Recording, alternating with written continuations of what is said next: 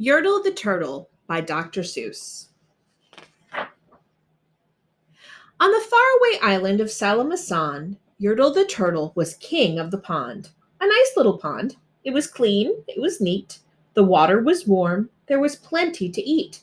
The turtles had everything turtles might need, and they were all happy.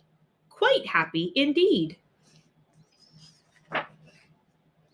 They were, until Yertle, the king of them all, decided the kingdom he ruled was too small. "I'm ruler," said Yertle, "of all I can see, but I don't see enough. That's the trouble with me. With this stone for a throne, I look down on my pond, but I cannot look down on the places beyond. This throne that I sit on is too low down. It ought to be higher," he said with a frown. "If I could sit high, how much greater I'd be. What a king! I'd be ruler of all I could see." So Yertle the Turtle King lifted his hand, and Yertle the Turtle King gave a command. He ordered 9 turtles to swim to his stone, and using these turtles, he built a new throne. He made each turtle stand on another one's back, and he piled them all high in a 9-turtle stack. Then Yertle climbed up. He sat down on the pile. What a wonderful view! He could see almost a mile. "All mine!" Yertle cried. "Oh, the things I now rule! I am king of a cow. I am king of a mule. I am king of a house. And what's more beyond that, I'm king of a blueberry bush and a cat. I'm Yertle the Turtle. Oh, marvelous me, for I am the ruler of all I can see." And all that morning he sat there up high, saying over and over, "A great king am I," until long about noon. Then he heard a faint sigh. "What's that?" snapped the king, and he looked down the stack, and he saw at the bottom a turtle named Mac, just a part of his throne, and this plain little turtle looked up and he said, "Beg your pardon, King Yertle. I've pains in my back and my shoulders and knees. How long must we stand here? Your Majesty, please?" "Silence!" the king of the turtles barked back. "I'm king, and you're only a turtle named Mac.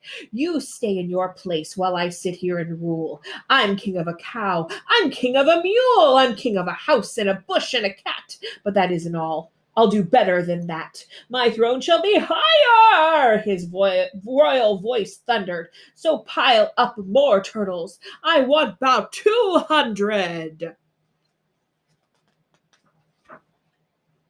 "Turtles! More turtles!" he bellowed and brayed, and turtles way down in the pond were afraid. They trembled, they shook, but they came. They obeyed. From all over the pond they came swimming by dozens, whole families of turtles with uncles and cousins, and all of them stepped on the head of poor Mac. One after another, they climbed up the stack. Then Yertle the Turtle was perched up so high he could see 40 miles from his throne in the sky. "Hooray!" shouted Yertle. "I'm king of the trees. I'm king of the birds. I'm king of the bees. I'm king of the butterflies, king of the air. Ah, me! What a throne! What a wonderful chair! I'm Yertle the Turtle. Oh, marvelous me, for I am the ruler of all I can see." Then again from below, in the great heavy stack, came a groan from that plain little turtle named Mac. "Your Majesty, please. I don't like to complain, but down here below we are feeling great pain. I know up on top you are seeing great sights, but down at the bottom we too should have rights. We turtles can't stand it. Our shells will all crack. Besides, we need food. We are starving," groaned Mac.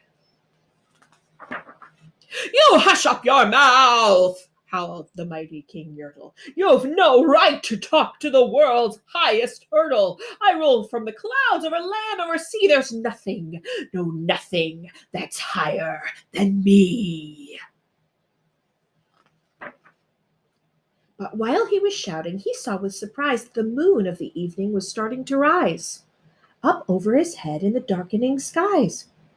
"What's that?" snorted Yertle.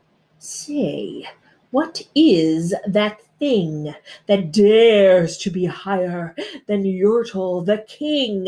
I shall not allow it. I'll go higher still. I'll build my throne higher. I can and I will. I'll call some more turtles. I'll stack them to heaven. I need about 5,607. But as Yertle the Turtle King lifted his hand and started to order and give the command, that plain little turtle below in the stack, that plain little turtle whose name was just Mac, decided he'd taken enough. And he had.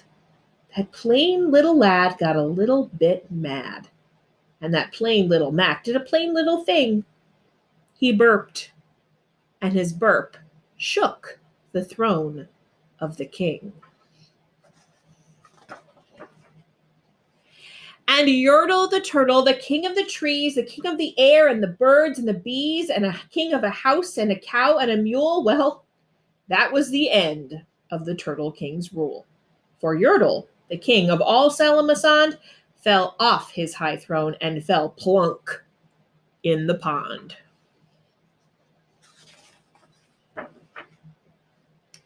And today, the great Yertle, the marvelous he, is king of the mud, because that's all he can see. And the turtles, of course, all the turtles are free, as turtles and maybe all creatures should be. The end.